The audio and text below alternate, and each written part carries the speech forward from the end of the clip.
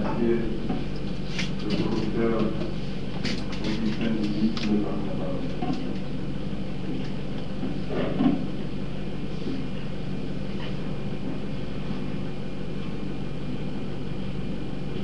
Dans cette thèse de doctorat en philosophie,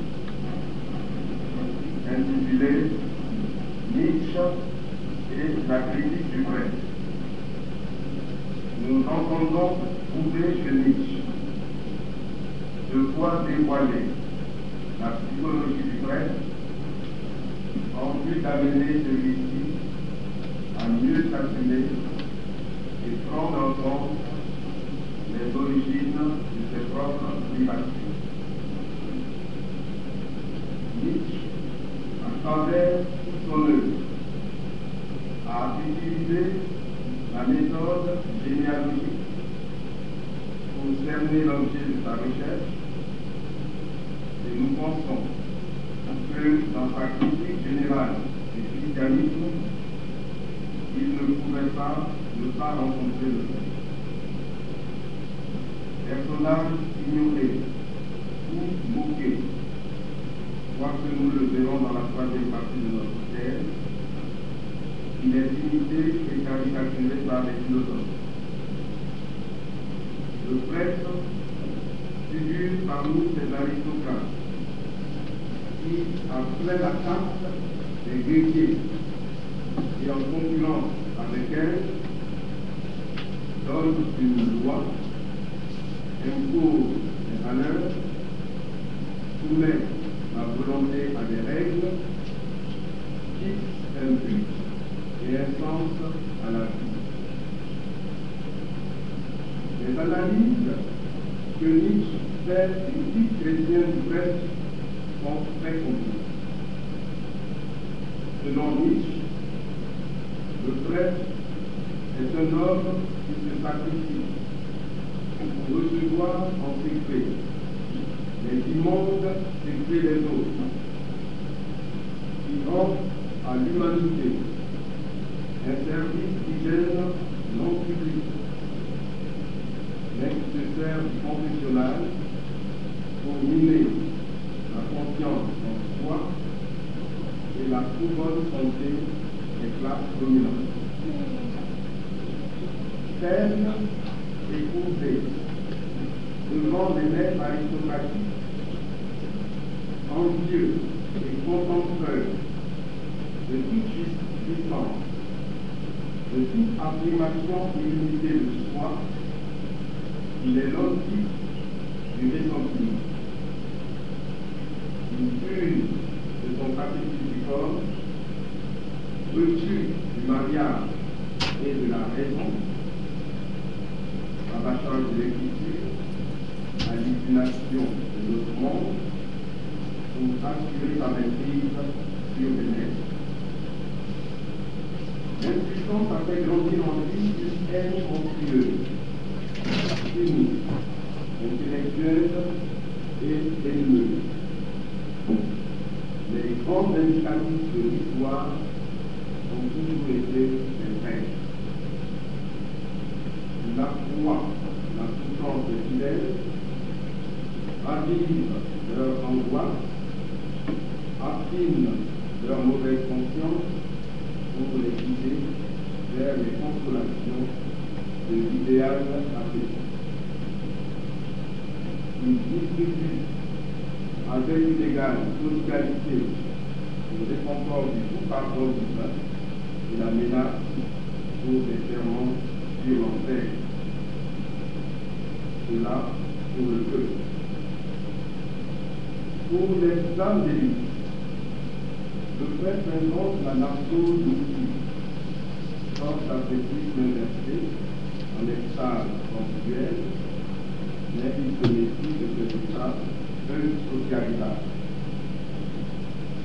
Il préfère favoriser d'une part le travail obéissant et sourd, car le travail par l'activité matinale assure le sommeil des sens et de l'esprit, et d'autre part la vie caritative. Mais à cette domination sur les corps, qui préfère surtout accroître sa domination sur les formes et assurer son emprise sur l'État. Après, les premiers penseurs de l'État arrivent à grande peine à sortir du cercle théologico-politique. Nous n'avons pas fait au cours de cette étude d'analyse psychologique de Saint Paul, de prêtre aussi, mais une étude un peu plus globale sur les textes. Les difficultés que nous avons rencontrées pour faire cette thèse ont d'abord été pour nous d'ordre pratique. Étant nous-mêmes prêtres de l'Église catholique, notre propos pouvait être empreint de subjectivité. Nous avons essayé de ne pas trop personnaliser le débat, comme nous n'avons pas voulu trop de théologiser notre vie.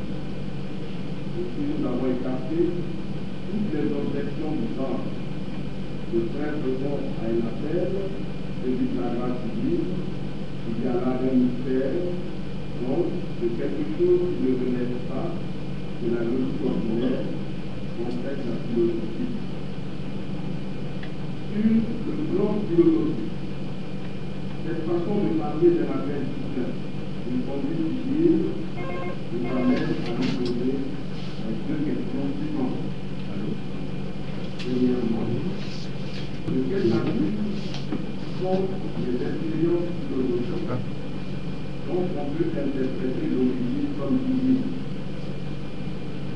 Deuxièmement, quel sens cela a-t-il pour la personne concernée d'attribuer une origine divine à ces expériences importantes? Nos deux éviter que Dieu ne soit ici et plus placard, orage, extérieur et aliénant lors idéologique, une approche philosophique des expériences psychiques et de leur interprétation est absolument nécessaire et c'est encore plus que jamais il s'agit de l'être.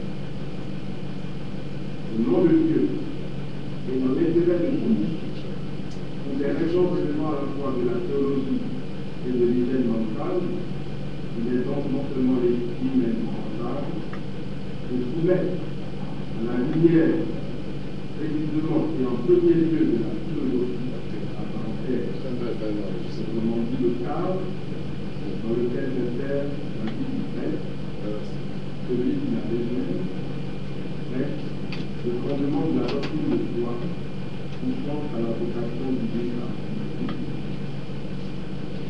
Notre thèse de doctorat nous aura permis surtout de lever tout équipement pour utiliser Nietzsche et la critique du prêtre ne se réduit pas seulement aux prêtres de l'Église catholique, mais aux pasteurs du territoire, à tout homme de Dieu de quelque religion que ce soit, mais aussi à l'homme de science, l'homme politique et de philosophe. Nietzsche en outre ne se contente pas de critiquer le type du prêtre. Il propose à la place un autre type de prêtre que nous pouvons résumer dans le type de Zarathustra, figure achevée de la subjectivité humaine et qu'on pourrait aussi appeler le science. Cette figure est appelée à remplacer le type précédent du prêtre par sa morale, qui s'appelle l'éternel retour et son amour des saints. Mais la réalisation de ce type reste encore une utopie éclairée. Notre infinie gratitude s'adresse à tous ceux dont l'aide a rendu possible l'enquête et la publication de ces résultats. À son éminence, le cardinal Bernard Paquet, à son exception, à son excellence Monseigneur Joseph Paquet, des Portugaises,